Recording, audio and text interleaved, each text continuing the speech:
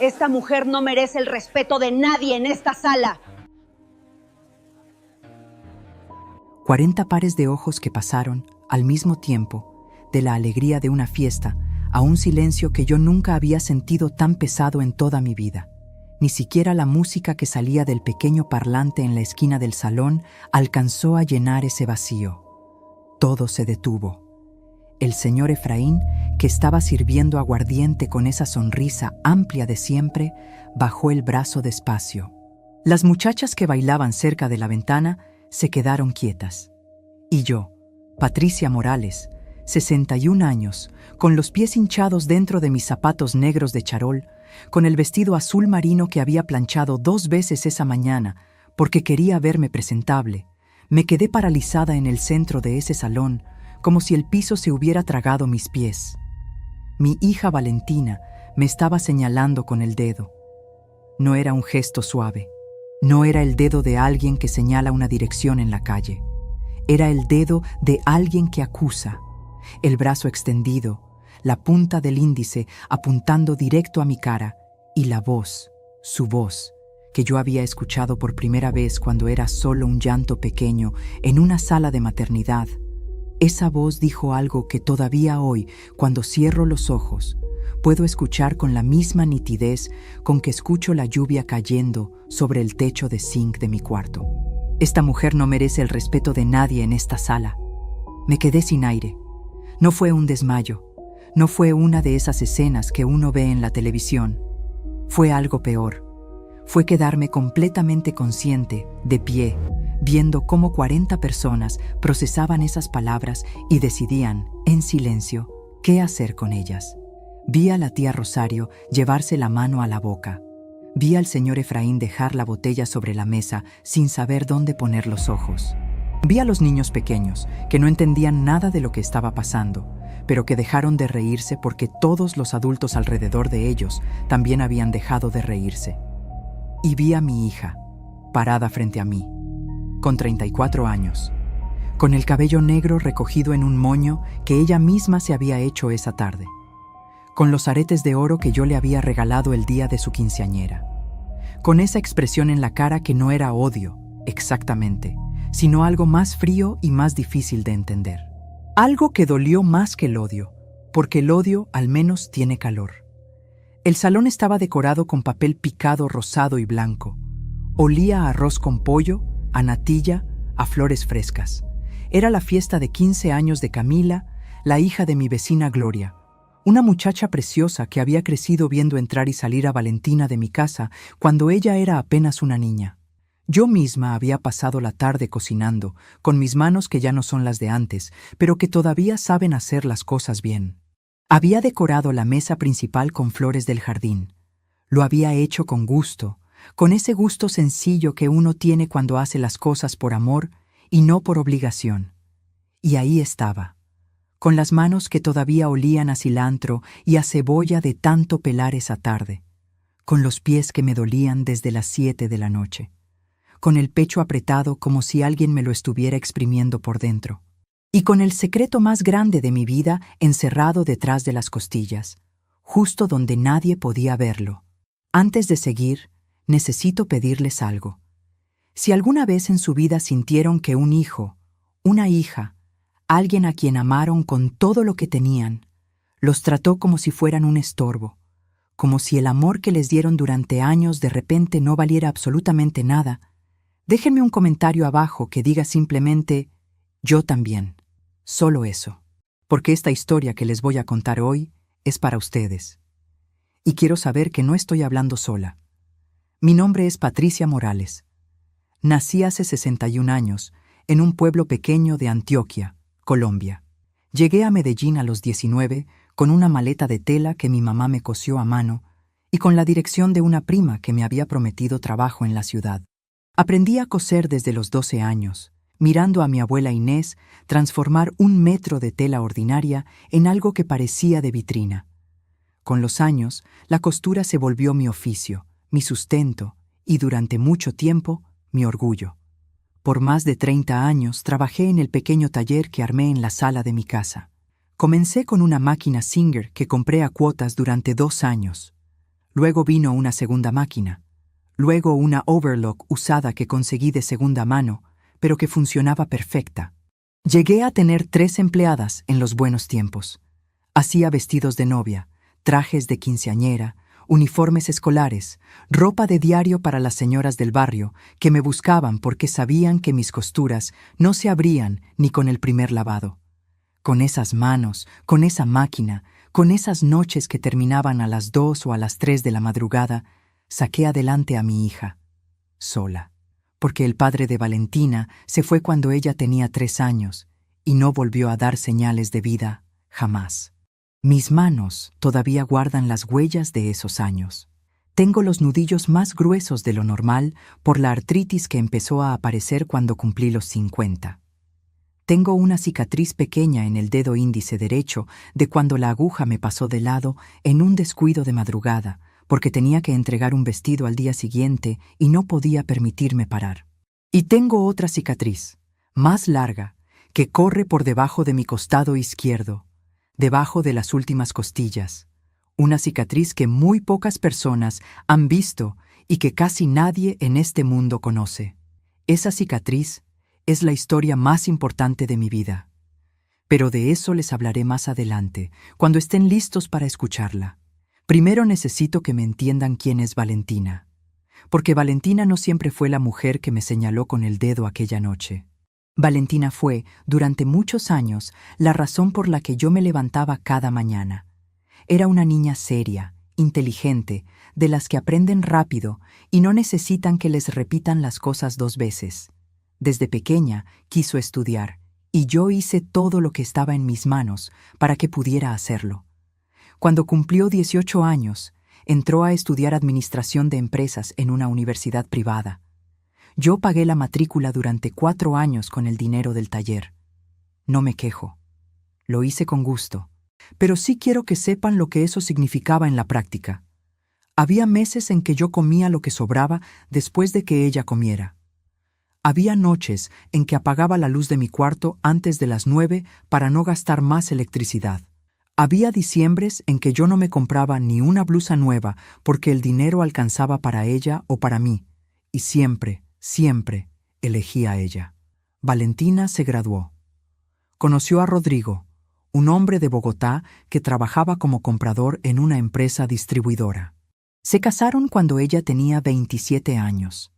Se vinieron a vivir a mi casa, que era la casa que yo había comprado ladrillo a ladrillo durante más de 20 años. En el barrio de las calles empedradas y los andenes angostos. No el barrio de los ricos, sino el nuestro, el de las señoras que barren la acera temprano y los perros que duermen en las puertas. Al principio todo pareció estar bien. Rodrigo era amable, callado, de esos hombres a los que uno nunca termina de conocer del todo. Pero con el tiempo empecé a notar cosas pequeñas. Valentina dejó de preguntarme cómo me sentía. Dejó de sentarse conmigo a tomar el tinto de la mañana, que siempre había sido nuestra costumbre. Empezó a responderme con frases cortas, como si yo le estuviera robando tiempo. Y cuando yo decía algo sobre la casa, sobre los gastos, sobre cualquier asunto del hogar, me miraba de una manera nueva que yo no reconocía. Una mirada que le dice a uno, sin palabras, que está siendo un problema. Yo me decía que era el estrés del trabajo, que era la vida de pareja, que así son las cosas cuando los hijos forman su propio hogar. Me lo decía mientras cosía en la máquina que ya casi no usaba porque los ojos me fallaban. Me lo decía mientras barría el patio sola, mientras cocinaba para 4 personas y me comía las sobras frías de pie frente al fogón, mientras escuchaba a Rodrigo hablar de sus negocios en la sala, como si la casa fuera de él desde siempre. Me lo decía, y me lo creía. Porque uno aprende a creerse las mentiras que lo dejan seguir amando. Pero esa noche, en la fiesta de los 15 de Camila, frente a 40 personas que me miraban sin saber qué decir, algo se quebró. No solo adentro de mí, creo que se quebró en el aire mismo del salón. Valentina bajó el brazo, me siguió mirando. Y yo me di cuenta, en ese instante, de que ninguna de las personas presentes iba a decir nada. Nadie iba a ponerse de mi lado. Nadie iba a preguntar por qué. El silencio era una respuesta en sí mismo, y esa respuesta me dijo algo que yo no quería saber, que esto llevaba tiempo construyéndose, que yo había ignorado todas las señales y que ahora estaba sola en el centro de un salón, oliendo a flores y a comida caliente, con 61 años y los pies hinchados y el corazón hecho pedazos. Cerré los ojos, y en el segundo en que los cerré, algo que había estado dormido dentro de mí durante demasiado tiempo comenzó, muy despacio, a despertar. Hay cosas que uno no cuenta porque no sabe cómo empezar. Hay cosas que uno lleva guardadas tan adentro que se vuelven parte del cuerpo, como los huesos, como la respiración, como ese dolor sordo que uno aprende a cargar en silencio porque no tiene a quién dárselo. Esta es una de esas cosas. Valentina tenía 7 años cuando los médicos me dijeron que sus riñones estaban fallando. No me lo dijeron con esas palabras exactas, claro. Me lo dijeron con términos largos que yo no entendía, con papeles llenos de números y flechas, con una cara de médico que uno aprende a leer antes de que abra la boca. Esa cara que dice que la noticia es mala y que ya no sabe cómo suavizarla más. Yo estaba sentada en una silla de plástico azul en el pasillo del Hospital Público de Medellín, con el bolso sobre las rodillas y los pies que no llegaban bien al piso porque la silla era alta. Y el médico, un hombre joven con gafas redondas y una carpeta café bajo el brazo, me dijo que mi hija necesitaba un trasplante de riñón. Me quedé en silencio. Afuera del pasillo, la vida del hospital seguía. Camillas que pasaban, voces de enfermeras, el llanto de un bebé en algún cuarto cercano. Y yo seguía ahí, quieta, con el bolso sobre las rodillas, tratando de entender cómo era posible que mi niña, que esa mañana había tomado su chocolatito caliente y me había pedido que le hiciera las trenzas antes de salir, estuviera tan enferma por dentro sin que yo me hubiera dado cuenta a tiempo. Me pregunté cuántas señales habría ignorado, cuántas veces habría dicho que era el cansancio, que era el frío, que era cosa de niños. Eso también lo cargo. El médico me explicó el proceso. Me dijo que lo ideal era un donante compatible de la familia. Mi mamá ya había muerto. Mi papá tampoco estaba, no tenía hermanos cercanos. El padre de Valentina, ese hombre que desapareció como desaparece el humo, no contestaba ningún número. Así que cuando el médico terminó de hablar, yo levanté la vista y le pregunté si yo podía ser la donante. Me miró de una manera que no olvidé nunca. Una mirada que mezclaba respeto con algo parecido a la tristeza. Me dijo que primero había que hacer pruebas de compatibilidad, que no era sencillo, que había riesgos para el donante, que debía pensarlo bien. Yo no necesité pensarlo. Las pruebas salieron bien. Era compatible.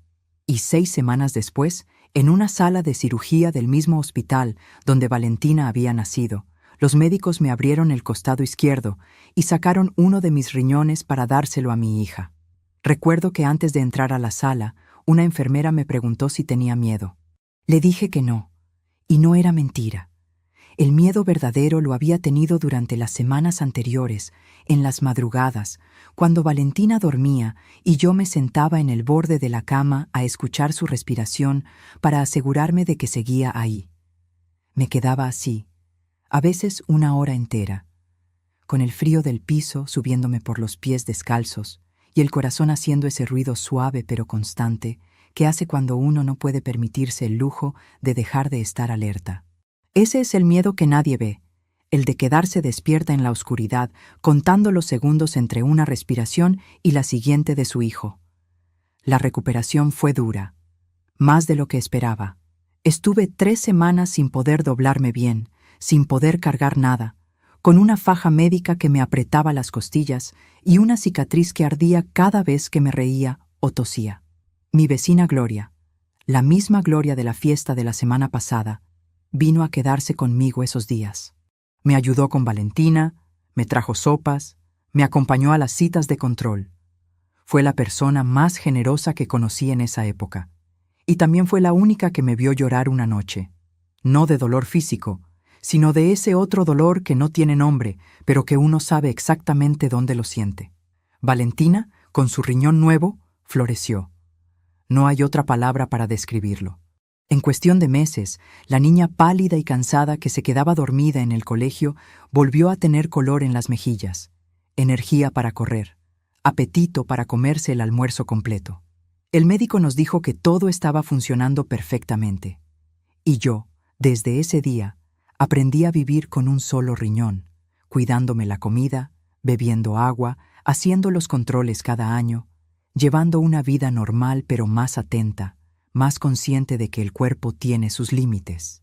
Nunca le conté a Valentina los detalles completos de lo que había pasado.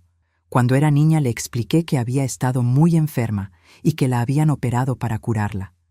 Le dije que un médico le había dado un riñón muy bueno.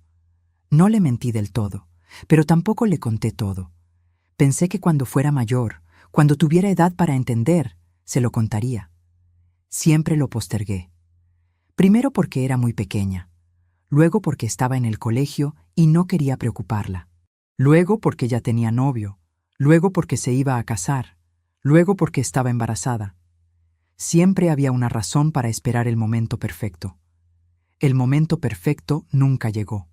Y mientras tanto, la vida entre nosotras siguió, con sus momentos buenos y sus momentos que yo elegí no ver. Los años bonitos fueron muchos. No quiero que crean que toda nuestra historia fue dolor, porque sería mentira. Valentina fue una niña cariñosa, de esas que se quedaban dormidas abrazadas al cuello de uno. Cuando tenía 10 años, me dibujó un retrato en una hoja de cuaderno donde salía yo con el pelo largo y un vestido de flores, y abajo escribió con su letra de niña: «Mi mamá es la más linda del mundo». Guardé ese papel en un sobre de Manila que todavía tengo en el cajón de mi mesita de noche. A veces lo abro, no para entristecerme, sino para recordarme que esa niña existió, que ese amor existió, y que algo así no desaparece sin dejar rastro. Cuando llegó al bachillerato, era de las mejores del salón en matemáticas y siempre venía a mostrarme las notas con esa sonrisa suya que le cambiaba toda la cara. Hubo un tiempo, cuando Valentina tenía 16 años, en que quedamos muy unidas. Fue después de que tuve una temporada difícil con el taller. Un mes en que casi no entró trabajo y los gastos no esperaban. Ella se enteró y sin que yo le pidiera nada, empezó a ayudarme los sábados. Barría, ordenaba los rollos de tela, hacía mandados al mercado.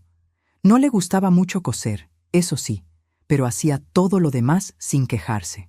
Esas tardes de sábado, cuando el taller olía a tela nueva y a la fritanga que la vecina vendía en la esquina, fueron algunas de las más felices que recuerdo. Pero también hubo señales.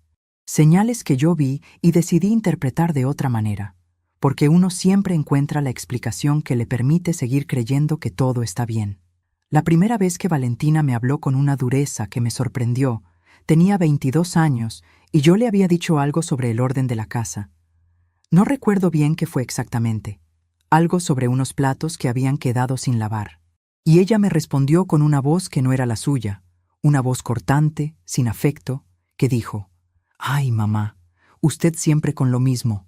Uno nunca puede descansar en esta casa». Me quedé callada. Me fui a mi cuarto. Me dije que era el estrés de la universidad, que así son los jóvenes cuando están estudiando, que yo también me ponía de mal humor a veces. Me lo creí. Y al día siguiente le serví el desayuno como si nada, porque eso también lo hace uno. Sigue sirviendo, sigue dando, sigue eligiendo el amor por encima del dolor, aunque a veces uno ya no sepa bien dónde termina uno y empieza el otro. Cuando llegó Rodrigo a su vida, los cambios fueron más graduales, de esos que uno no nota porque pasan de a poquito, como el agua que va desgastando la piedra sin que uno la vea moverse. Rodrigo era de esos hombres que hablan poco, pero que cuando hablan parecen muy seguros de todo. Nunca fue grosero conmigo directamente. Nunca dijo nada que yo pudiera señalar y decir: «Este hombre me faltó el respeto». Pero había algo en su manera de mirarme cuando yo hablaba en la mesa, una manera de inclinar la cabeza ligeramente hacia otro lado, como si lo que yo decía fuera ruido de fondo, que me hacía sentir que me estaba volviendo invisible en mi propia casa. Y Valentina lo aprendió de él. O quizás ya lo traía de algún lugar que yo no supe ver a tiempo. Eso no lo sé todavía. Es la pregunta que me hago en las noches cuando no puedo dormir. ¿Será que yo la hice así? ¿Será que en algún momento, sin querer, le enseñé que el amor no necesita trato? ¿Que los sacrificios son invisibles? ¿Que la persona que lo da todo no merece ni las gracias? No tengo respuesta para eso. Todavía no. Lo que sí sé es que hace 4 meses pasó algo que debería haberme abierto los ojos de par en par y que yo, otra vez, elegí explicar de otra manera. Fue un jueves en la mañana. Yo había tenido una cita médica de control el día anterior y el médico me había dicho que debía hacer algunos ajustes en la dieta. Nada grave. Solo que con los años, el riñón que me quedaba necesitaba más cuidados. Me recomendó comer menos sal, menos embutidos, tomar más agua. Me lo dijo con esa tranquilidad de quien da una instrucción de rutina, pero para mí no fue de rutina. Para mí fue un recordatorio de que tengo un solo riñón, de que ese cuerpo mío que dio tanto tiene sus límites, de que a mis 61 años tengo que cuidarme de verdad. Salí del consultorio caminando despacio, con el papel en la mano, pensando en Valentina, pensando en si ese sería el momento para contarle. Y decidí, como siempre, que no. Llegué a casa con el papel de las recomendaciones médicas en la mano. Valentina estaba en la cocina con el celular apoyado en la mesita, viendo un video de esos que ella ve. Le conté lo que me había dicho el médico. Le dije que iba a necesitar cambiar algunas cosas en la cocina, que porciones más sencillas serían mejor para mí. No le pedí nada especial. Solo le estaba contando. Ella ni siquiera levantó los ojos del celular. Me dijo, con esa voz plana que últimamente usaba para todo lo que tenía que ver conmigo: «Uy, mamá, haga usted lo suyo, que aquí cada uno come lo que quiere». Me quedé parada en la entrada de la cocina, con el papel en la mano, en la casa que yo había comprado, que yo había pagado, que yo había llenado de vida durante 30 años, escuchando a mi hija decirme que en esa cocina yo hacía lo mío y ella lo suyo. Lo mío. Como si yo fuera una arrendataria que se había colado sin avisar. Doblé el papel del médico. Me lo guardé en el bolsillo del delantal y me fui al patio a regar las matas, que era lo que yo hacía cuando necesitaba que el tiempo pasara sin que yo hiciera algo de lo que me fuera a arrepentir. Regué las matas despacio, una por una, sintiendo el agua fría en las manos, mirando cómo la tierra la iba absorbiendo sin hacer ruido. Las plantas no preguntan, no juzgan, solo reciben y crecen. A veces eso es lo único que uno necesita cerca. Pero algo se había movido ese día, algo pequeño pero real. Como cuando una grieta aparece en una pared que parecía sólida. Uno la ve y sabe que no llegó de un día para otro. Sabe que lleva tiempo ahí, creciendo despacio, esperando el momento en que ya no se pueda ignorar más. Ese momento estaba más cerca de lo que yo imaginaba. Hay un momento en la vida de cada persona en que algo se cierra por dentro. No con portazo, no con gritos, con un clic silencioso. Como cuando uno gira la llave en la cerradura y siente ese sonido seco, definitivo, que dice, ya. Esta puerta ya no se abre más desde afuera. Uno lo siente en el pecho antes de entenderlo con la cabeza. Y cuando lo entiende, ya es tarde para fingir que no pasó.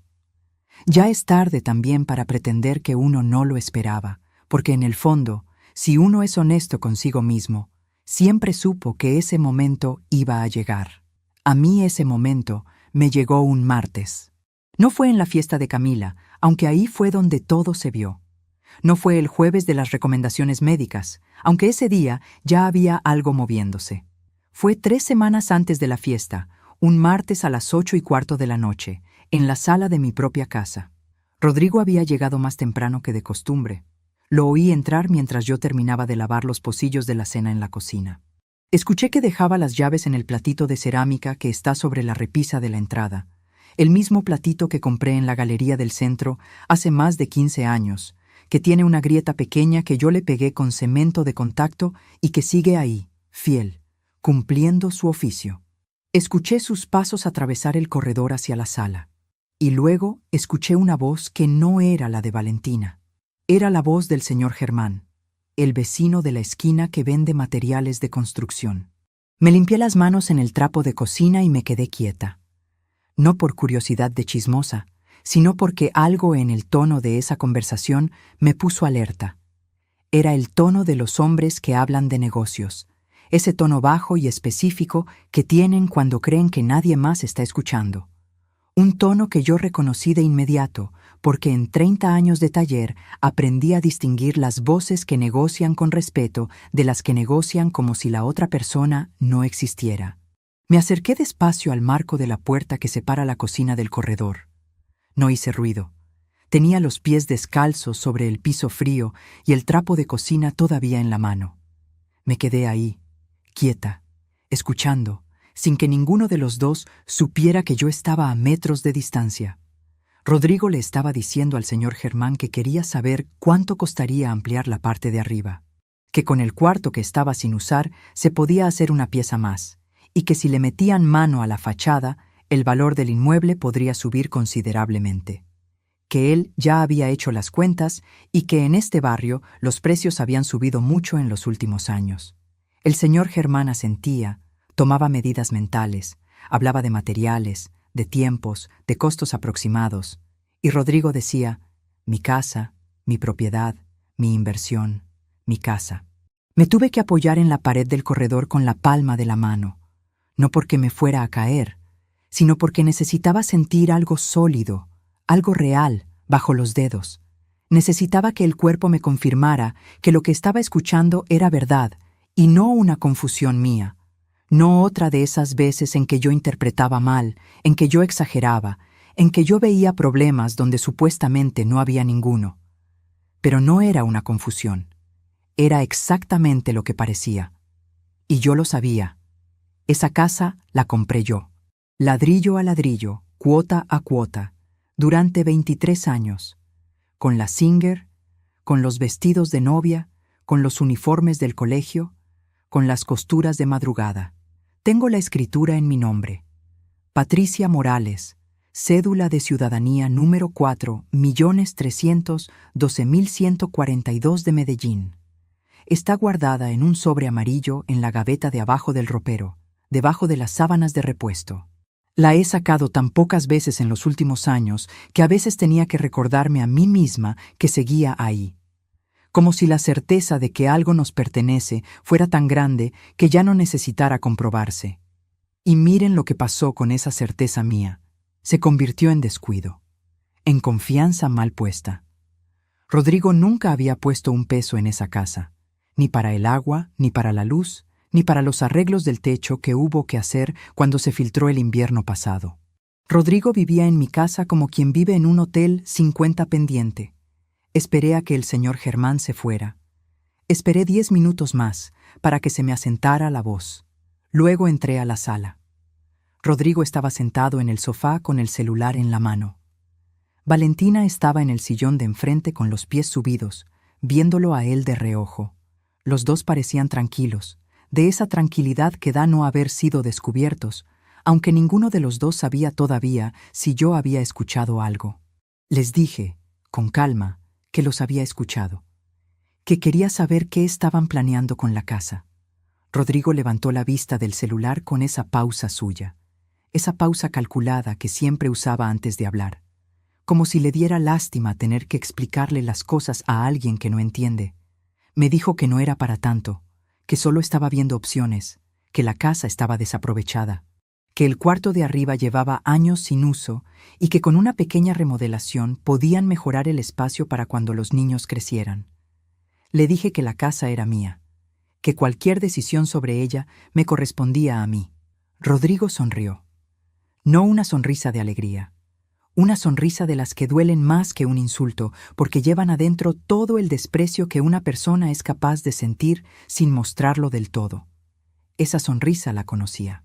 La había visto otras veces, en otros contextos, siempre que yo decía algo que él consideraba fuera de lugar. Me dijo, «Doña Patricia, no se altere. Usted ya tiene una edad. Alguien tiene que pensar en estas cosas. Alguien tiene que pensar en estas cosas». Me quedé mirándolo. Miré esa cara tranquila, esa seguridad que no había ganado con nada propio, sino que había tomado prestada de lo que yo construí. Y sentí algo muy claro, que ese hombre nunca había tenido miedo de mí, que desde el primer día que puso un pie en mi casa, me había calculado y había decidido que yo no era una amenaza, que era solo un obstáculo de tiempo. Y luego miré a Valentina, buscando en su cara algo, cualquier cosa, una incomodidad, Un gesto de duda, una señal de que ella también sentía que ese comentario había ido demasiado lejos. Valentina estaba mirando el piso. No me defendió. No dijo nada. Solo se acomodó en el sillón y bajó los pies al suelo con ese movimiento lento de quien quiere que la conversación termine. Y yo la conocía suficientemente bien para saber que ese movimiento no era duda. Era decisión. Ya había elegido. Yo asentí despacio. Dije buenas noches. Me fui a mi cuarto. Cerré la puerta sin portazo, porque no iba a darle a ese hombre el placer de verme perder la compostura. Me senté en el borde de la cama. Encendí la veladora pequeña que tengo en la mesita de noche, esa que compré en una misión que fue hace años al barrio y que todavía huele a cera de iglesia cuando la prendo. Me quedé mirando la llama un momento. Las velas no te miran de vuelta. No necesitan que uno esté bien para seguir ardiendo. Me gustaba eso. Y adentro de mí empezó a formarse algo que no era tristeza. La tristeza la conocía de toda la vida. Esto era diferente. Era frío, era quieto, era claro. Era como cuando uno lleva mucho tiempo mirando un problema de lejos y de repente lo ve de cerca y entiende exactamente lo que es. No con rabia, con esa clase de claridad que uno siente cuando ya no hay más espacio para engañarse. Entendí que Rodrigo llevaba tiempo mirando esta casa no como el hogar de su suegra, sino como un activo que iba a pasar a sus manos tarde o temprano. Entendí que Valentina lo sabía o lo intuía y había decidido no decirme nada. Y entendí, sobre todo, que yo había estado tan ocupada siendo la madre que nunca molesta, la abuela disponible, la señora que cocina y barre y no protesta, que había dejado de ser la dueña de mi propia vida. Me acosté sin apagar la veladora. A las 2:43 de la madrugada seguía despierta. No lloraba. Estaba pensando. Pensaba en la escritura en el sobre amarillo. Pensaba en que yo tenía 61 años y un solo riñón, y que si algo me pasaba, si un día yo no podía defenderme, esta casa que construí con mis manos se la iban a tragar sin que nadie dijera nada. Pensaba en que Rodrigo había dicho, alguien tiene que pensar en estas cosas, con la seguridad de quien ya tiene un plan. Y pensé en cuánto tiempo llevaba ese plan formándose mientras yo cocinaba, mientras barría, mientras regaba las matas creyendo que todo estaba bien. Pensé en todas las noches en que yo había apagado la luz temprano para ahorrar electricidad, y él había dejado el televisor de la sala encendido hasta la medianoche. En todos los fines de semana en que yo había cocinado para 4, y él no había llevado ni un paquete de arroz. En cómo uno puede vivir dentro de una injusticia tanto tiempo que deja de verla. Porque cuando algo es constante, se vuelve paisaje. Y pensé en el médico que me había revisado el mes anterior. En su cara tranquila diciéndome que todo estaba bien, que el riñón que me quedaba funcionaba perfectamente, que si me cuidaba podía vivir muchos años más sin complicaciones. Un riñón que le había dado a mi hija. Un cuerpo que había dado todo lo que tenía. Una mujer que seguía de pie. Esa madrugada decidí que no iba a esperar a que alguien más tomara decisiones por mí. Que si había alguien que tenía que pensar en estas cosas, esa persona era yo. Y que ya era hora de empezar. Al día siguiente, miércoles, esperé a que Rodrigo saliera al trabajo y a que Valentina se fuera con los niños al colegio. Me quedé sola en la casa. El silencio de esa mañana era distinto al silencio de siempre. No era vacío. Era espacio. Fui al ropero. Saqué el sobre amarillo de debajo de las sábanas. Lo abrí con cuidado, como si fuera un documento antiguo y frágil, aunque la escritura estaba perfectamente conservada. La leí entera, de principio a fin, aunque me la sabía de memoria. La toqué con las puntas de los dedos, como para recordarle a esas manos viejas y artríticas que todavía había algo en este mundo que les pertenecía completamente. Luego guardé la escritura dentro de mi cartera grande de cuero, la que uso cuando salgo a citas importantes. La puse al fondo, debajo del monedero y del estuche de los lentes. Después fui al teléfono fijo de la sala y marqué el número de Gloria. Gloria me contestó al segundo repique con esa voz suya de siempre, un poco ronca por la mañana, pero cálida. la voz de alguien que ha estado ahí en los momentos difíciles sin que uno tenga que pedírselo. Le dije que necesitaba pedirle un favor, que si podía acompañarme a una vuelta ese mismo día, que no era urgente pero que prefería no ir sola. Me preguntó que a dónde. Le dije que al centro, que necesitaba hablar con alguien que me explicara unas cosas sobre propiedades y escrituras, que quería entender bien cuáles eran mis derechos. Gloria hizo una pausa corta. No me preguntó más, solo dijo: «Patri, en media hora estoy en su puerta». Colgué el teléfono, me fui al espejo del baño, me miré la cara. Los años, los surcos alrededor de los ojos, el pelo que ya tenía más gris que negro. Me miré como hacía mucho tiempo no me miraba, sin prisa, sin juzgarme, sin pedirme disculpas por lo que veía. Vi a una mujer que había llegado sola a Medellín con 19 años y una maleta cosida a mano, que había levantado un taller, una hija y una casa sin que nadie le pusiera el piso debajo de los pies. Esa mujer seguía ahí. Solo había estado callada demasiado tiempo. Pensé en esa cicatriz que nadie veía, debajo de las últimas costillas del lado izquierdo. Pensé en que yo había entrado a una sala de cirugía con 34 años para salvar la vida de mi hija, que había dormido sola las noches de recuperación con una faja apretada y el cuerpo partido al medio, que me había levantado y había seguido cosiendo, siguiendo adelante, sin pedirle a nadie un aplauso, ni una medalla, ni siquiera un gracias. Una mujer que hizo eso no era alguien de quien alguien pudiera decir no merece el respeto de nadie, y tener razón. Nadie. Me lavé la cara con agua fría. Me puse el suéter beige que tenía colgado en la percha detrás de la puerta. Guardé la cartera con la escritura adentro bajo el brazo. Y esperé a Gloria sentada en la silla de la entrada, con la espalda recta, como me enseñó mi abuela Inés, que debía sentarse una mujer que sabe quién es. Gloria llegó a mi puerta a las 9:20 de la mañana con una bolsa de pan recién comprado y esa manera suya de entrar a las casas como si llegara a apagar un incendio. Rápido, sin ceremonias, con los ojos atentos a todo. No saludó con beso. Me miró la cara un segundo, evaluó lo que vio y dijo: «Ya, vámonos». Así es Gloria. No necesita explicaciones para saber que algo serio está pasando. Lleva tantos años siendo mi vecina que a veces creo que nos conocemos mejor de lo que nos conocemos a nosotras mismas. Hay personas que uno elige en la vida. Gloria fue de esas. No le expliqué mucho en el camino. Solo le dije que quería hablar con alguien que entendiera de escrituras, de propiedades, de derechos de dueño. Gloria me miró de reojo en el bus, pero no preguntó. Eso es lo que más le agradezco de ella. Sabe cuándo el silencio es mejor compañía que las palabras.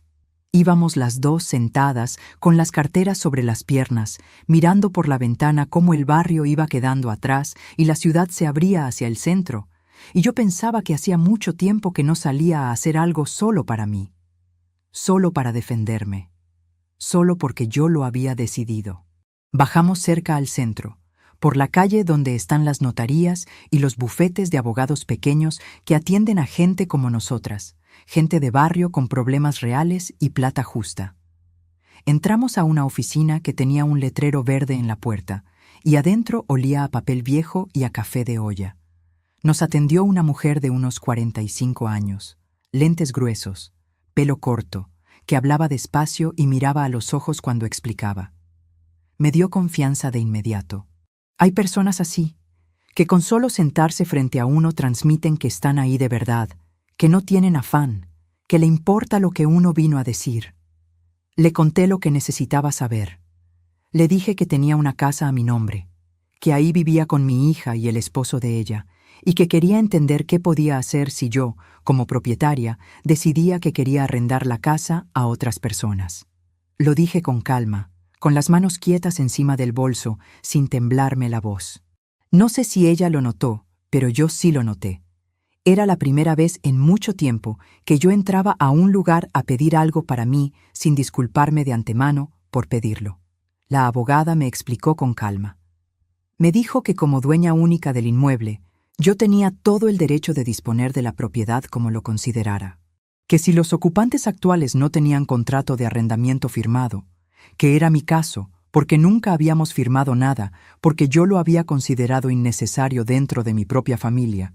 La situación era delicada, pero manejable, que tendría que notificarles con anticipación, que había un proceso que debía seguirse con cuidado para evitar problemas legales, que todo era posible, pero que había que hacerlo bien. Le pregunté cuánto tiempo tomaría. Me dijo que dependía de cómo reaccionaran ellos, que si lo manejaba con cabeza fría y los papeles en orden, podía estar resuelta en semanas. Cabeza fría. Eso sí lo tenía. Salí de esa oficina con 3 hojas de papel donde la abogada me había anotado los pasos, los documentos que necesitaba reunir y su número de teléfono para la consulta siguiente. Doblé esas hojas con cuidado y las guardé en el bolso, al lado de la escritura. Sentí el peso de los 2 papeles juntos y pensé que pocas veces en la vida uno lleva consigo, en el mismo bolso, tanto de lo que realmente le pertenece. Gloria me esperaba en la silla de afuera. Cuando me vio salir, se puso de pie y me miró la cara buscando señales. No me preguntó si estaba bien. Me preguntó si había encontrado lo que buscaba. Le dije que sí. Le dije, vamos a tomarnos un tinto. Nos sentamos en una cafetería pequeña a media cuadra. Pedimos 2 tintos y 2 pan de quesos. Y ahí sí le conté todo. Todo lo de Rodrigo y las conversaciones con el señor Germán. Todo lo del martes en la noche y la sonrisa de él diciendo que alguien tenía que pensar en estas cosas. Todo lo que yo había cargado callada durante meses mientras barría y cocinaba y me iba a dormir tarde en mi propia casa sintiéndome arrendataria. Gloria me escuchó sin interrumpir. Cuando terminé, puso la taza sobre el platillo con cuidado y me dijo: «Patri, lo que me está contando no me sorprende. Lo he visto desde hace tiempo. Solo esperaba que usted lo viera también». No me dijo más. No necesitaba más. Pero sí me apretó la mano encima de la mesa, una sola vez, fuerte, sin decir nada. Y eso valió más que cualquier discurso. Hay gestos que no necesitan traducción. Las manos de Gloria sobre las mías eran una de esas cosas que uno siente en el pecho antes de procesarlas con la cabeza. Durante los días siguientes empecé a moverme en silencio. Eso era lo más importante, el silencio. Nada de escenas, nada de advertencias, nada de conversaciones acaloradas que le dieran tiempo a Rodrigo de prepararse. Yo había vivido 61 años aprendiendo que las personas que gritan avisan y que las personas que callan actúan. El primer paso fue reunir los documentos. La escritura ya la tenía en la cartera. Busqué también el recibo del impuesto predial del último año, que estaba a mi nombre. Saqué las facturas del agua y la luz de los últimos meses, que yo seguía pagando porque ese acuerdo nunca había cambiado. Metí todo en un folder beige que compré en la papelería de la esquina. Lo guardé debajo de mi ropa en el cajón de arriba del ropero. No por miedo exactamente, sino porque hay cosas que uno aprende a proteger cuando ya sabe que tiene enemigos en casa. El segundo paso fue llamar a una inmobiliaria. No una grande, de esas que tienen oficinas con vidrio y empleados de corbata. Una pequeña, del barrio vecino, que me había recomendado la hija de la señora Cecilia, que arrendó su apartamento el año pasado sin problema. Me atendió un muchacho joven, serio, que vino a ver la casa una tarde que Valentina y Rodrigo estaban fuera. Midió, tomó fotos, me habló de precios del sector. Me dijo que con las condiciones de la casa, bien mantenida, en ese barrio que había subido de valor en los últimos años, podía pedir un arriendo mensual de 1.100.000 pesos sin problema. Me lo dijo con naturalidad, como si fuera un número cualquiera. Para mí no era cualquier número. Era la prueba de que yo había construido algo real, algo que valía, con esas manos que algunos ya habían decidido ignorar. Firmé la autorización para que empezara a gestionar los interesados. Firmé con mi letra de siempre, la misma con la que había firmado la escritura 23 años atrás. Y sentí que entre esas 2 firmas había una vida entera que yo había vivido sin pedirle permiso a nadie, y que no iba a empezar a pedírselo ahora. El tercer paso fue el más difícil y el más íntimo. Fui al cuarto donde tenía la máquina Singer, la que ya casi no usaba, y saqué de adentro del cajón inferior una caja de cartón pequeña donde guardo cosas que nadie más toca. Fotos viejas, cartas, el papel de cuaderno con el dibujo que Valentina me hizo a los 10 años y los documentos médicos de cuando nos operaron a las 2. Los de ella y los míos. Los revisé uno por uno. La historia clínica con el diagnóstico de Valentina. Los resultados de las pruebas de compatibilidad. El consentimiento informado que yo firmé antes de entrar a cirugía. La ficha quirúrgica que detallaba el procedimiento. El informe de seguimiento postoperatorio que decía, en términos médicos, que el trasplante había sido exitoso y que el órgano donado por la señora Patricia Morales, 34 años en esa época, había prendido sin complicaciones en la receptora. Los leí despacio, uno por uno, con mis lentes puestos y la luz de la ventana cayendo sobre las páginas. No lloraba, solo leía. Como quien repasa la historia de una guerra que ya terminó y necesita recordar que la sobrevivió. Cuando llegué al último papel, lo sostuve un momento en las manos antes de guardarlo. Pensé en la mujer que había firmado esos documentos 27 años atrás. 34 años, sola en un pasillo, sin dudarlo. Pensé que esa mujer y yo éramos la misma, que nunca habíamos dejado de serlo. Los metí en una bolsa plástica transparente, sellada, y los guardé en el fondo de la maleta grande que tenía debajo de mi cama, junto con mi cédula, mi libreta de ahorros y la tarjeta de la abogada. El cuarto paso fue hablar con la señora Amparo, una prima mía que vive en el barrio Laureles, al otro lado de la ciudad, que había quedado viuda hace 2 años y que vivía sola en un apartamento de 2 habitaciones. La llamé un sábado. Le dije que necesitaba pedirle un favor grande. Le pregunté si llegara a necesitarlo, podría quedarme con ella una temporada mientras acomodaba unas cosas. La señora Amparo no me preguntó por qué. Me dijo: Patricia, esta es su casa cuando la necesite. Y la manera en que lo dijo, sin vacilación, sin preámbulo, como quien dice algo que lleva tiempo pensado, me hizo entender que ella también había estado viendo desde lejos lo que pasaba y que también había estado esperando. Así durante 12 días, tranquila, puntual, sin alzar la voz. Fue Rodrigo quien se dio cuenta primero. Creo que fue porque yo había cambiado de actitud sin explicación y eso lo puso nervioso.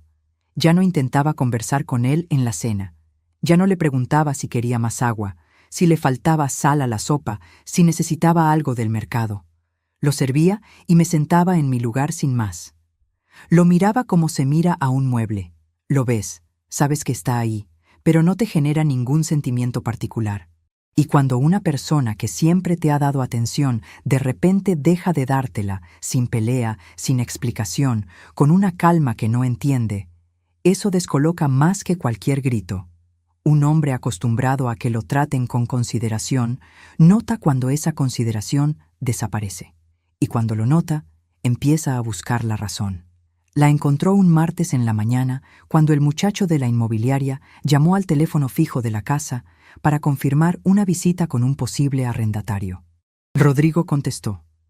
El muchacho le explicó que llamaba de parte de la inmobiliaria para confirmar la cita que tenía con la señora Patricia Morales, propietaria del inmueble. Rodrigo colgó. Yo estaba en el patio regando las matas cuando escuché sus pasos en el corredor. Eran distintos a los de siempre.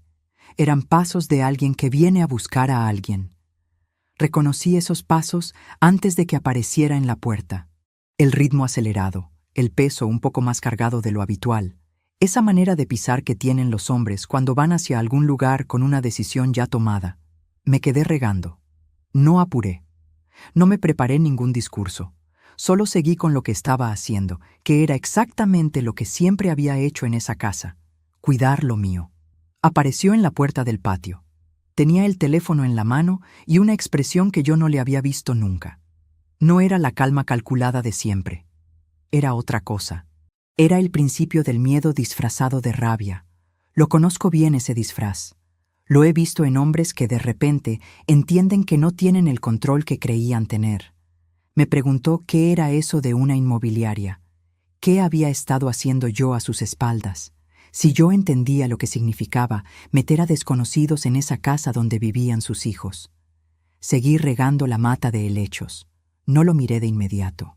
Terminé de regar, Cerré la llave del agua, limpié las manos en el delantal y recién entonces levanté la vista hacia él. Le dije con voz tranquila que la casa era mía, que había decidido arrendarla, que tendría que buscar otro lugar donde vivir. El silencio que siguió duró quizás 4 segundos. 4 segundos que se sintieron como 4 horas. Rodrigo se rió. No de alegría. Con ese tipo de risa que usa la gente cuando no sabe cómo procesar lo que acaba de escuchar y necesita un segundo para reorganizarse. Me dijo que yo no podía hacer eso, que ellos vivían ahí, que Valentina era mi hija, que los niños tenían su cuarto, su colegio, sus cosas, que yo no podía simplemente decidir sacarlos como si fueran unos extraños. Le dije que yo no los estaba sacando como extraños, los estaba notificando como propietaria, que había un proceso legal y que lo íbamos a respetar. Rodrigo dio un paso hacia adentro del patio. No era amenazante en el sentido físico, pero era intimidatorio, de esos hombres que usan el espacio para presionar. Lo vi calcular la distancia entre nosotros dos, y me di cuenta de que esperaba que yo retrocediera, que así siempre había funcionado. Él avanzaba, yo retrocedía. Esa vez no retiré ni un pie. Me quedé exactamente donde estaba, con el delantal mojado y los pies bien plantados en el suelo del patio, en el mismo patio que yo había barrido miles de veces, donde yo había sembrado cada mata que estaba creciendo detrás de mí. Me dijo, «Usted está muy equivocada si cree que esto se va a quedar así». Le dije, «Puede llamar a un abogado si lo considera necesario». Yo ya lo hice. En ese momento apareció Valentina en la puerta detrás de Rodrigo. Llevaba al niño pequeño en la cadera y la cara desencajada de alguien que acaba de escuchar algo que no esperaba. Me miró con unos ojos que yo no supe leer en ese instante. ¿Eran de rabia, de miedo, de vergüenza, de todo eso junto? Me dijo con la voz quebrada, «Mamá, ¿qué está haciendo?» La miré. Miré a mi hija, que cargaba a su hijo en la cadera con los brazos que habían crecido gracias a un órgano que yo le había dado. La miré sin rabia y sin lágrimas, porque las dos cosas ya las había gastado en las madrugadas sola y ahora no me quedaba más que la claridad. Le dije, «Estoy haciendo lo que debía haber hecho hace mucho tiempo, mija. Estoy cuidando lo mío». Valentina abrió la boca para decir algo. Rodrigo la tomó del brazo y se la llevó adentro de la casa antes de que pudiera hablar. Y yo me pregunté, en ese segundo, si lo que Valentina iba a decir era una defensa de él o una disculpa para mí. No lo sabré nunca. Pero me quedé con esa pregunta, porque en ella había todavía una hebra de esperanza que yo no estaba lista para cortar del todo. Me quedé sola en el patio con las matas mojadas y el cielo de Medellín encima, ese cielo que a media mañana tiene ese azul particular que solo tiene esta ciudad, claro y profundo al mismo tiempo. Un cielo que yo había mirado toda la vida desde ese patio y que seguía siendo el mismo, sin importar lo que pasara debajo de él. Respiré. Un solo riñón, 61 años, los nudillos artríticos, los pies que me dolían desde la mañana, y más en pie que nunca. Una semana después fue la fiesta de 15 años de Camila. Ya saben lo que pasó ahí. Lo conté al principio y no voy a repetirlo, porque algunas cosas no necesitan contarse 2 veces para seguir doliendo. Solo quiero decir esto. Llegué con el vestido azul marino y los zapatos negros de charol, con los pies hinchados y las manos que olían a cilantro porque había prometido que iba. Porque esa fiesta era de Camila, que no tenía nada que ver con nada de esto, y yo no iba a fallarle a Gloria después de todo lo que ella me había dado. Llegué y aguanté, y cuando Valentina levantó el brazo y dijo lo que dijo, yo no me derrumbé, no delante de 40 personas. Volví a casa en silencio. Me serví un vaso de agua, apagué la luz antes que todos, y al día siguiente empecé a empacar. Me fui un jueves. No me fui de noche, como quien huye. Me fui a las 9 de la mañana, con el sol de Medellín entrando por las ventanas del corredor, con la maleta grande que había empacado con calma durante 3 días, doblando cada prenda con el mismo cuidado con que uno dobla las cosas que sabe que va a necesitar. 2 mudas de ropa por día, una semana completa. Los documentos en la bolsa plástica sellada, la cartilla de la abogada, el sobre con las fotos más importantes, el papel de cuaderno donde Valentina me había dibujado a los 10 años con el pelo largo y el vestido de flores. Empaqué todo con calma, sin apuro, casi con la concentración de quien prepara un viaje largo que lleva tiempo aplazando y finalmente decidió hacer. Llamé un taxi desde el teléfono fijo. Esperé en la sala sentada con la maleta a mis pies. La casa estaba callada porque Valentina había salido con los niños y Rodrigo estaba en el trabajo. No lo planifiqué así a propósito, pero tampoco lo cambié cuando me di cuenta.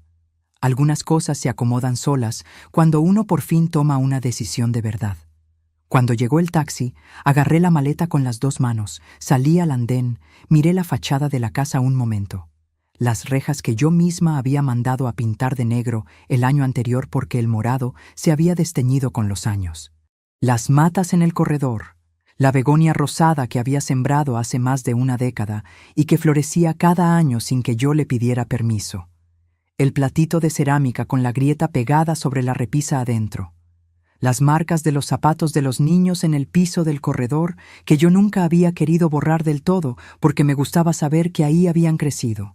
Miré todo eso con calma, sin prisa, grabándomelo, no con tristeza sino con gratitud, porque ese lugar había sido real y mío y había valido cada sacrificio, aunque ahora yo valiera más que él.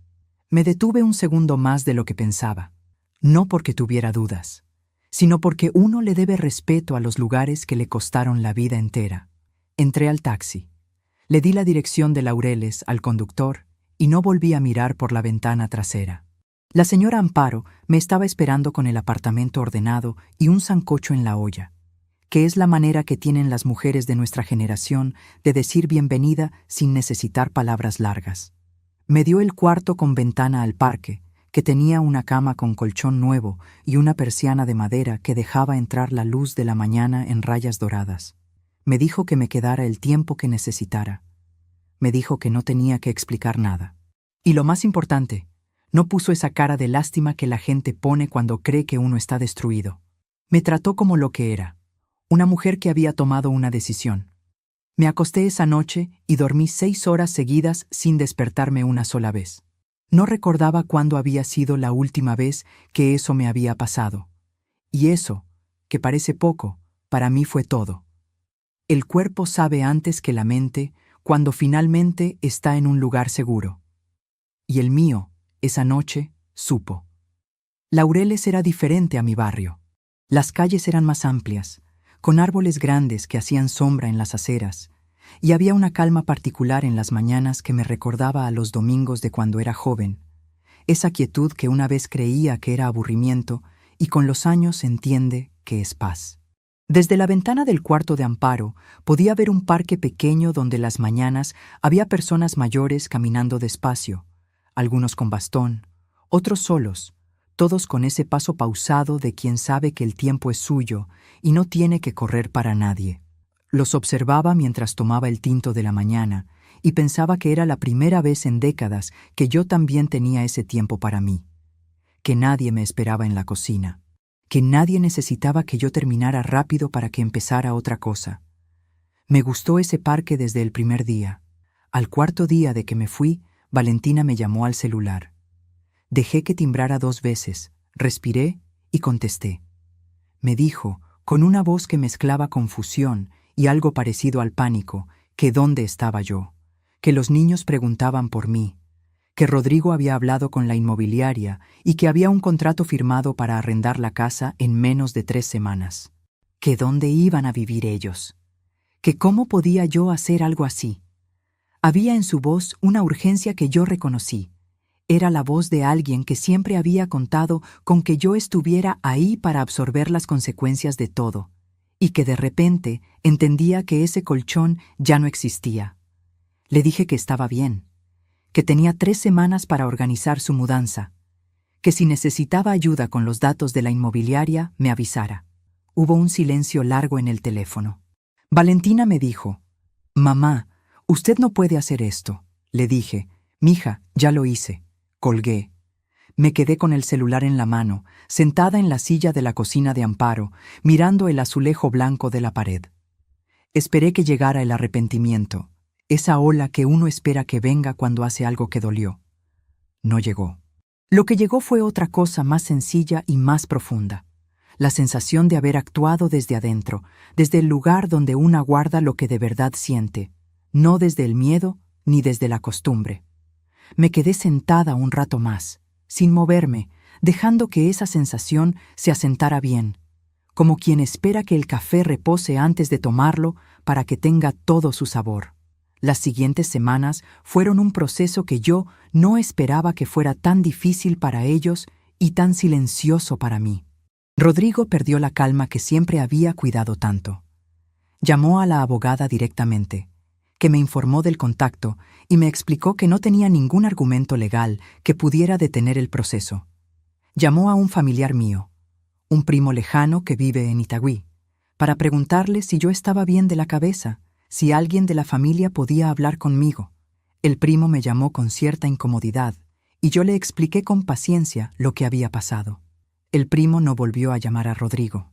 Eso lo supe después, cuando el primo me llamó por segunda vez, ya sin incomodidad, y me dijo simplemente: «Usted hizo bien, Patricia». Valentina y Rodrigo tuvieron que alquilar un apartamento de 2 habitaciones en un barrio más lejos, más pequeño, más caro de lo que esperaban porque se habían acostumbrado a no pagar arriendo durante años. Supe por Gloria que Rodrigo había tenido que ajustar sus gastos de manera importante, que el apartamento les quedaba justo y que la empresa donde trabajaba había hecho recortes ese trimestre y su cargo había bajado de nivel. Yo no sentí alegría por eso, no era lo que buscaba, pero tampoco lo negué. Había una justicia en ello que no necesitaba de mis comentarios. Los arrendatarios nuevos llegaron un martes de mañana. Los vi entrar desde la acera, porque había pasado por el barrio ese día para visitar a Gloria. Era una familia joven, un matrimonio de unos 30 años con una niña pequeña que cargaba una muñeca bajo el brazo. El hombre traía cajas. La mujer miraba la fachada con esa expresión que uno tiene cuando empieza un capítulo nuevo y todavía no sabe bien qué esperar. Me quedé mirándolos un momento desde la acera de enfrente.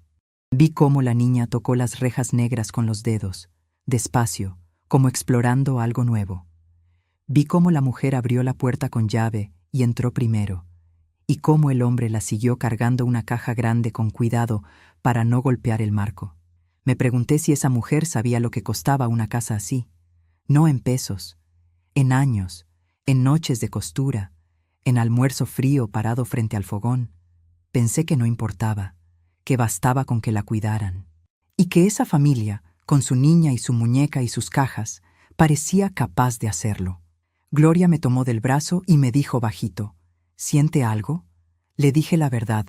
Sentía que la casa seguía siendo mía, que estaba en buenas manos, y que yo también estaba en buenas manos, las mías. Los meses en Laureles me enseñaron cosas que no sabía que me faltaban aprender. Aprendí a desayunar sentada, sin prisa, con la ventana abierta.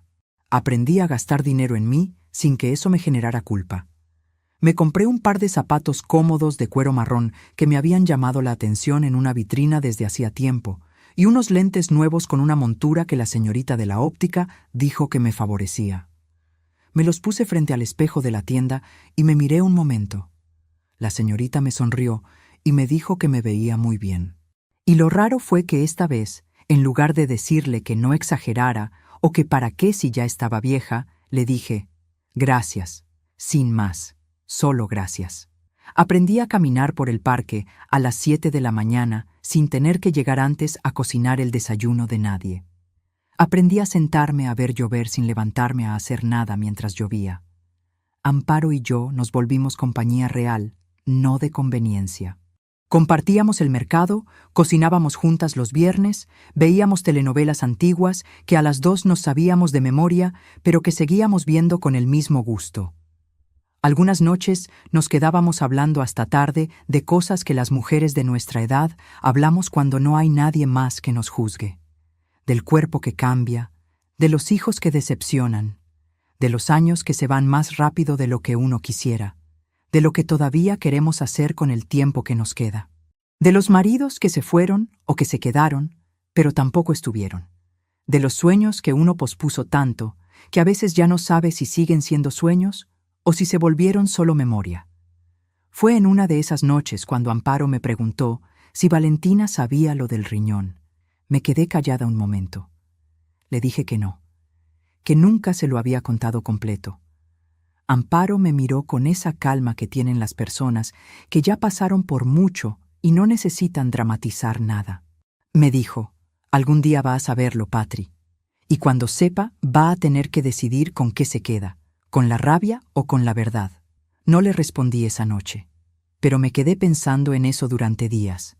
Pensaba en ello mientras caminaba en el parque, mientras tomaba el tinto, mientras cosía a mano alguna cosita pequeña que me pedía Amparo, porque las manos todavía sabían hacer eso, aunque los ojos ya no dieran para la máquina.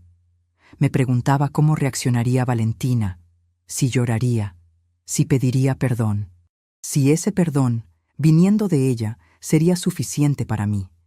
Y también me preguntaba, con más honestidad de la que me era cómoda, si yo alguna vez le había dado la oportunidad real de conocer esa historia, o si al guardarla tanto tiempo la había convertido sin querer en una acusación silenciosa que ni ella misma sabía que estaba cargando. 4 meses después de mi mudanza, recibí un sobre en el apartamento de Amparo. No traía remitente escrito a mano, pero reconocí la letra de Valentina en la dirección. Adentro había una hoja doblada en 3 partes. No era una carta larga.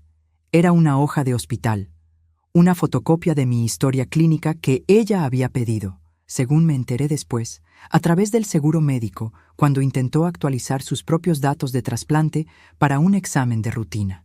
La fotocopia mostraba, en blanco y negro, el nombre de la donante del riñón que Valentina cargaba en el cuerpo desde los 7 años. Patricia Morales, cédula de ciudadanía número 4, 1.312.142 de Medellín. Debajo de la fotocopia, escrito a mano con la letra apretada que Valentina siempre tuvo cuando está nerviosa, había una sola línea. Decía, «Mamá, necesito verla». La doblé con cuidado. La guardé en el sobre. La puse encima de la mesita de noche, al lado de la veladora de cera de iglesia. Me quedé mirando el sobre un momento, sin abrirlo de nuevo. No necesitaba releerla. Esas 5 palabras ya se habían quedado grabadas en algún lugar adentro donde se graban las cosas que cambian algo. Esa noche la encendí. Me quedé mirando la llama un rato largo, como lo había hecho en la noche del martes, cuando todo empezó a moverse, y pensé que había un momento para cada cosa, que este momento era mío, completamente mío, y que yo iba a decidir cuándo y cómo responder. No Rodrigo, no el miedo, no el hábito de toda la vida de poner a los demás primero. Yo. Y pensé también en Valentina, en la niña de 10 años que me dibujó con vestido de flores, en la muchacha de 16 que barría el taller los sábados sin quejarse, en la mujer que me señaló con el dedo frente a 40 personas, en la persona que ahora me escribía 5 palabras a mano en una hoja de hospital. Todos esos eran la misma persona, y esa persona era mi hija.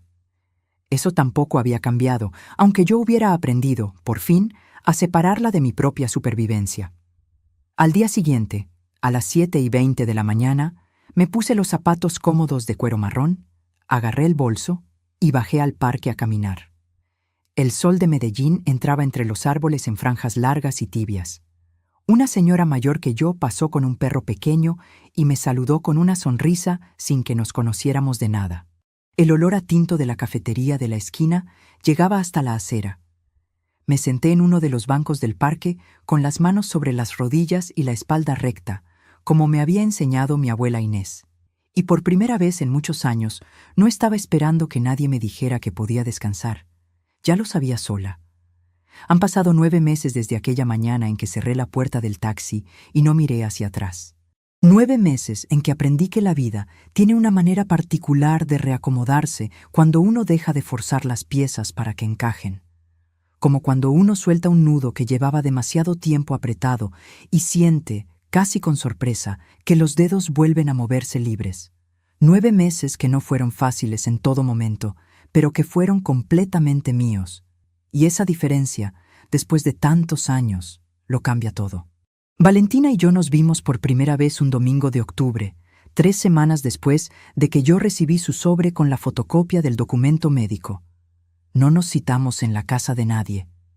Nos encontramos en una cafetería pequeña del centro, de esas que tienen mesas de madera y huelen a canela y a pan de bono recién horneado, donde uno puede hablar sin que nadie lo esté mirando demasiado.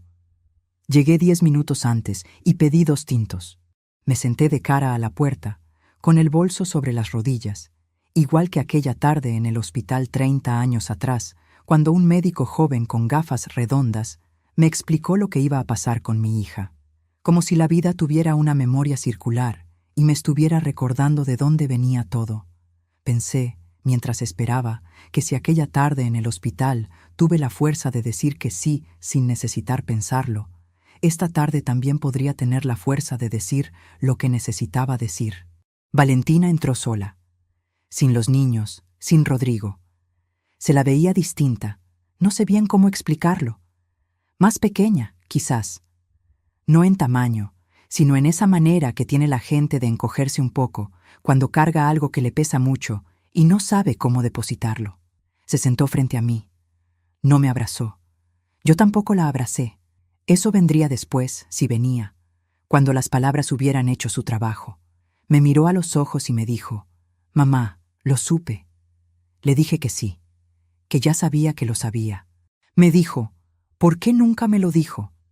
Le expliqué lo mismo que me había explicado a mí misma durante 30 años, que siempre esperé el momento adecuado, que siempre había una razón para postergarlo, que quizás, en el fondo, no quería que ella cargara con eso, que lo que yo hice no lo hice para que me lo devolviera, ni para tenerlo como deuda sobre su cabeza. Lo hice porque era su madre, y porque no había otra opción en el mundo que yo pudiera haber elegido. Mientras se lo decía, me di cuenta de que era la primera vez que lo decía en voz alta. 30 años guardando algo, y cuando por fin lo dices, lo escuchas de otra manera. Lo escuchas como si también fuera para ti. Valentina tenía los ojos brillantes. No lloraba todavía, pero estaba en ese borde donde uno está cuando sabe que si parpadea una vez más ya no puede contenerlo. Me dijo: «Aquella noche, en la fiesta de Camila, lo que hice fue imperdonable». No le dije que no. No le dije que todo estaba bien ni que ya lo había olvidado. Esas mentiras piadosas que uno dice para suavizar el momento, yo ya no las tenía disponibles. Le dije la verdad, que esas palabras me habían roto algo por dentro, que no había sido solo la humillación pública, sino la acumulación de años en que yo había ido haciéndome cada vez más pequeña dentro de mi propia casa sin que ella dijera nada. Que lo de Rodrigo y las conversaciones sobre mi casa como si fuera de él fue la última pieza de algo que ya llevaba tiempo cayéndose. Valentina escuchó todo sin interrumpirme. Con esa misma cara de niña seria e inteligente que tuvo desde pequeña, la que aprende rápido y no necesita que le repitan las cosas 2 veces. Cuando terminé, ella puso las manos abiertas sobre la mesa, como si quisiera mostrarme que no traía nada escondido, y me dijo: «No tengo excusas, mamá. Solo sé que me dejé llevar por alguien que me enseñó a mirarla a usted como si fuera un problema y no como lo que es, y que yo lo permití porque era más fácil que defender lo que sabía que era justo». No lo dijo con exceso de drama ni con palabras demasiado ensayadas. Lo dijo como alguien que llegó a esa mesa habiendo pensado mucho, quizás durante semanas, y que decidió hablar sin protegerse. Eso también tuve que reconocerlo. Hubo un silencio entre las dos que no era incómodo. Era de esos silencios que tienen peso real, que dicen más que las palabras, y que uno respeta sin llenarlo con ruido. Le pregunté cómo estaban los niños. Me dijo que bien, que preguntaban por mí, que el mayor, que ya tenía 7 años, le había dicho una tarde que extrañaba el olor de mi cocina. Sonreí. No pude evitarlo. Le dije que me alegraba escuchar eso, y que cuando ella lo considerara bien, me gustaría volver a verlos, sin apuro, a su tiempo, pero que la puerta de mi parte estaba abierta. No hubo grandes discursos ese día. No hubo promesas que ninguna de las dos sabía si podría cumplir. No hubo el abrazo de película donde todo queda resuelto en un segundo. Lo que hubo fue una conversación entre 2 mujeres que se habían hecho daño y que estaban sentadas frente a frente con la voluntad todavía frágil de ver si había algo que reconstruir. Cuando nos levantamos para irnos, Valentina dudó un momento y luego me abrazó. No fue un abrazo largo. Fue el abrazo de alguien que está aprendiendo a volver a algo que había perdido el camino. Lo recibí. Le puse la mano en la espalda, como lo había hecho cuando era una niña pequeña y tenía miedo a la oscuridad. Y sentí, debajo de mi palma, que esa espalda seguía siendo la misma de siempre, la misma que yo había cargado, la misma que había aprendido a alejarse, y que ahora, quizás, estaba aprendiendo a volver. Después cada una se fue por su lado. Esa noche, en el apartamento de Amparo, le conté lo que había pasado. Amparo me escuchó con una taza de agua de panela entre las manos y cuando terminé me dijo, ¿y cómo se siente?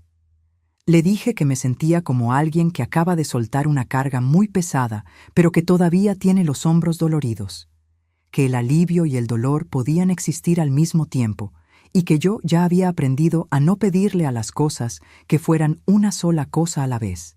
Amparo asintió despacio y no dijo nada más. A veces el mejor comentario es ninguno. A veces lo que uno necesita es que alguien te mire y te deje estar en lo que sientes sin prisa por salir de ahí. Rodrigo y Valentina siguieron en su apartamento. Él tardó mucho en aceptar que había perdido un terreno que nunca fue suyo. Sé, por lo que Valentina me contó después, que hubo conversaciones difíciles entre ellos, que ella le dijo cosas que llevaba tiempo sin decir, que hubo noches complicadas. No sé qué va a pasar con ese matrimonio a largo plazo. Eso no me corresponde a mí. Lo que sé es que Valentina empezó a hablar por sí misma, y eso, viniendo de donde venimos, es algo. Yo sigo en Laureles. Sigo caminando en el parque a las 7 de la mañana con los zapatos de cuero marrón. Sigo tomando el tinto de la mañana sentada, sin prisa, con la ventana abierta. Los arrendatarios de mi casa son buenas personas. Me depositan puntual el 1 de cada mes y me mandaron un mensaje en diciembre para decirme que la begonia rosada del corredor había florecido de nuevo. Eso me alegró de una manera que no esperaba. Como si esa planta, sin saber nada de nada, hubiera decidido seguir adelante igual que yo. Saqué la Singer del cuarto donde estaba guardada y la traje al apartamento. No para trabajar como antes, no para costuras de madrugada ni vestidos con plazo de entrega. La traje porque cuando uno ha vivido más de 30 años haciendo algo con las manos, esas manos lo extrañan cuando se les quita. Ahora coso despacio, por gusto, pequeñas cosas que me piden las vecinas del edificio o que yo misma me hago. La semana pasada le cosí a Amparo una blusa de lino azul que ella había comprado sin terminar y que le quedó tan bien que la señora del cuarto piso quiso una igual. Me reí de verdad esa tarde. Me reí como no recordaba haberme reído en mucho tiempo. Y pensé en todo lo que tuve que perder para encontrar eso. He aprendido, a los 61 años, que el amor no es suficiente por sí solo, sino viene acompañado de respeto. Que uno puede querer profundamente a una persona, y aún así necesitar alejarse de ella para no desaparecer. Que los hijos no nos pertenecen, pero que eso no significa que les pertenecemos nosotros tampoco. Que dar no es una obligación sin fin, y que recibir maltrato no es una forma de amor. Es una costumbre que uno puede, a cualquier edad, decidir terminar. He aprendido que la dignidad no se pierde cuando la gente nos falta el respeto. Se pierde cuando nosotros dejamos de exigírnosla a nosotros mismos. Y he aprendido que nunca, nunca es demasiado tarde para decidir que uno merece más. Ahora quiero hablarles a ustedes, que me han escuchado hasta aquí. Si hoy están cargando en silencio algo parecido a lo que yo cargué, si sienten que su presencia en la propia casa se ha vuelto invisible, si alguien a quien aman los ha hecho sentir que su historia no vale nada, que sus sacrificios son invisibles, que su edad los convierte en un peso en lugar de en una persona, quiero que escuchen esto con atención. Usted no está solo. Usted no está sola. Lo que usted ha vivido, lo que ha construido, lo que ha dado, tiene un valor que ninguna palabra dicha con rabia puede borrar. Y la decisión de cuidarse, de poner límites, de decir basta en silencio o en voz alta, esa decisión no tiene edad mínima ni máxima. Puede tomarse a los 40, a los 60, a los 75. Puede tomarse hoy. Y si hoy no puede, puede tomarse mañana. Lo importante no es la fecha. Lo importante es que llegue. Si esta historia les llegó al corazón, si en algún momento sintieron que estaban escuchando algo que también les pertenece, les pido que le den me gusta a este video. Ese gesto pequeño le dice al mundo que estas historias importan, que la vida de las personas mayores importa, que el respeto y la dignidad no son privilegios, sino derechos. Suscríbanse al canal si todavía no lo han hecho, para que la próxima historia también llegue a ustedes. Hay muchas más. Hay historias de mujeres y hombres que tomaron decisiones valientes en silencio y que cambiaron sus vidas cuando todo parecía perdido. Esas historias también son para ustedes. Y si conocen a alguien, una amiga, una hermana, un vecino, alguien que esta noche está durmiendo con algo pesado en el pecho sin saber que tiene el derecho de soltarlo, compártanles este video. A veces lo único que una persona necesita para tomar una decisión que lleva años postergando es escuchar que alguien más lo hizo primero y que valió la pena. Cuéntenme en los comentarios, ¿alguna vez tuvieron que alejarse de alguien que amaban para poder cuidarse? Me gustaría leerlos. Me gustaría saber que no estoy contando esto sola. Gracias por estar aquí. Gracias por escuchar.